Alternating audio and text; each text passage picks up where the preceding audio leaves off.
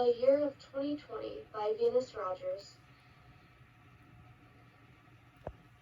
Were you alive during the year of 2020, or have you heard of some significant events that took place during that year? If so, do you remember the coronavirus, safety precautions taken, school during this time period, or items that were being avoided? This is a story that I am hoping to share with myself and those in the future about the year of 2020. During this story, I wish to specifically share the events that occurred during the COVID-19 outbreak. In March, our state of Ohio was under a shutdown due to COVID-19 rapidly spreading. Many schools finished out their school years throughout the world remotely. The teacher's aide at the time and daycare teacher was shut down, and I was forced to be out of work for many months. Luckily, a family from my job needed a babysitter for their 2 children, who could help them with their remote learning as well. That became my new career for many months. Here is a video to show an example of how education transformed during this pandemic.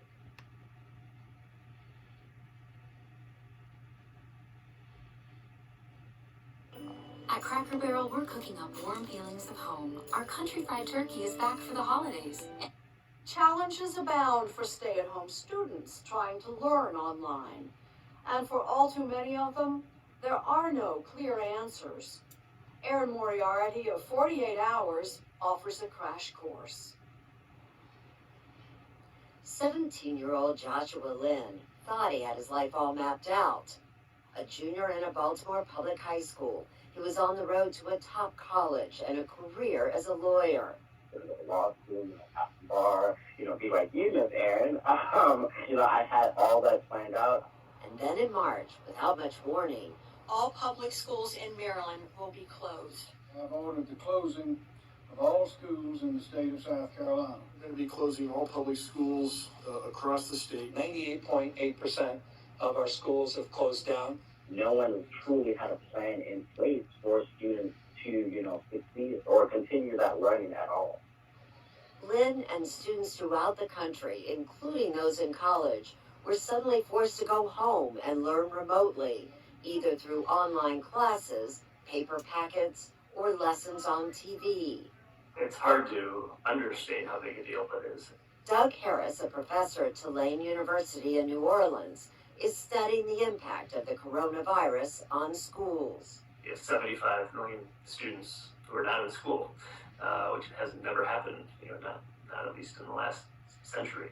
The pandemic has only broadened the inequities that already exist between students.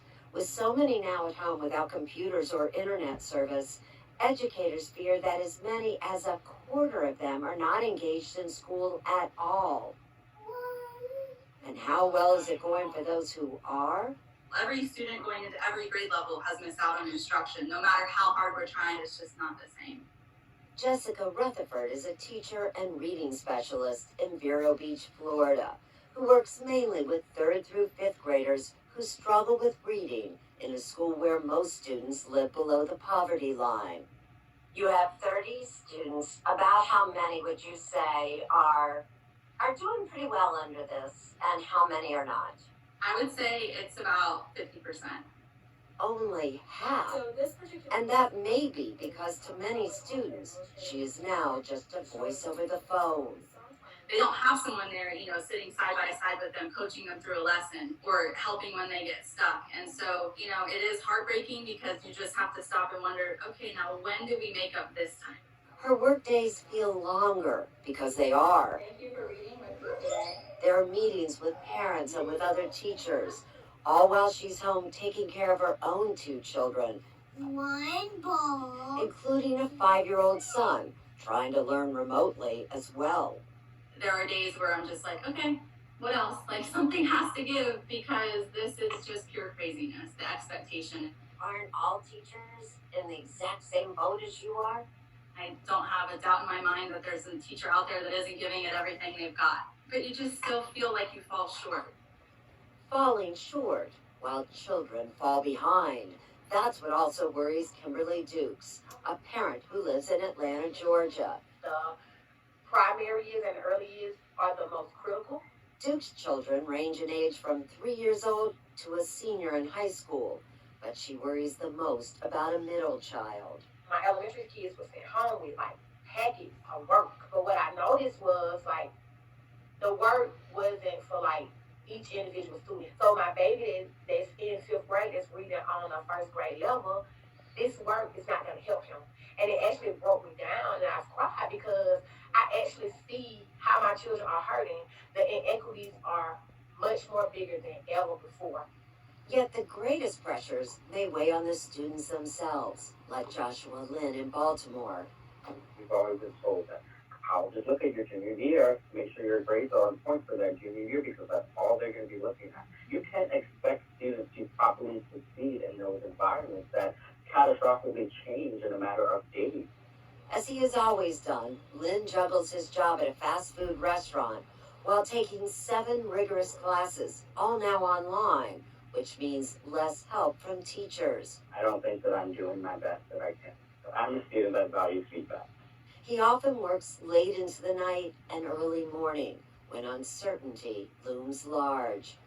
It definitely has got me thinking, what's next? What is going to be put in place by, the people in charge? There are no clear answers because even educators don't know if schools will return to normal in the fall.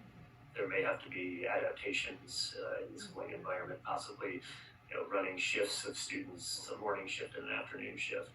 And even then, Doug Harris says it will take time for some students to recover what they lost, as it did in New Orleans in 2005 after Hurricane Katrina forced schools to close. It was about 2 years on average. But that last word, on average, is important, though, that different students are experiencing this very differently. The students who are in the best situations are those who can do what we're doing right now. They have a computer, and they have an internet connection, and they have a quiet room. They don't have obligations. They're not taking care of their younger siblings while their parents are at work or sick. But remote learning has made one thing very clear, as noted by Hollywood writer Shonda Rhimes in a viral tweet. Few people will ever take teachers for granted again. Oh, I 100% believe that.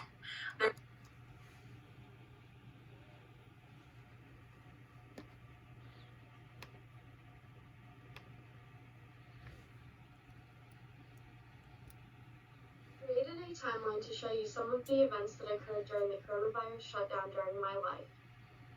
In March of 2020, coronavirus shutdown occurred.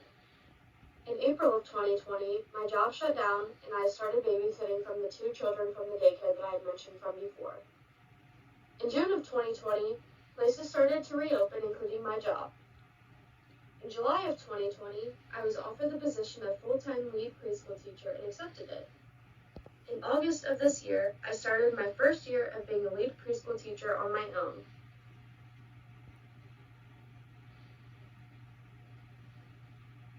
Here are some pictures that I included during my presentation of our first year after shutdown being a first-year preschool teacher. On the left side, there's a picture of myself and my coworker, along with both of our classes at the Halloween party this year. On the right side, there's a picture of myself, my coworker, and both of our classes during Breast Cancer Awareness Day. We wore all pink during one day in October.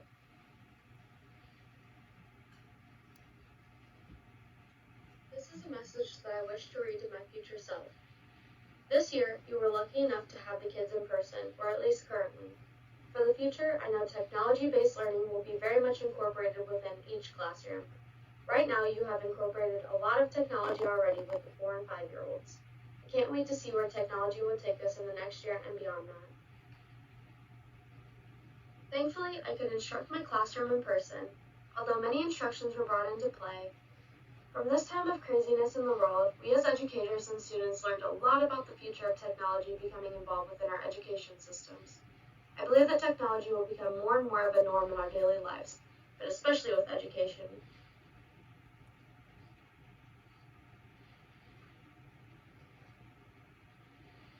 I hope that sharing my story of the year of 2020 has opened your eyes to both the past and the present of the world.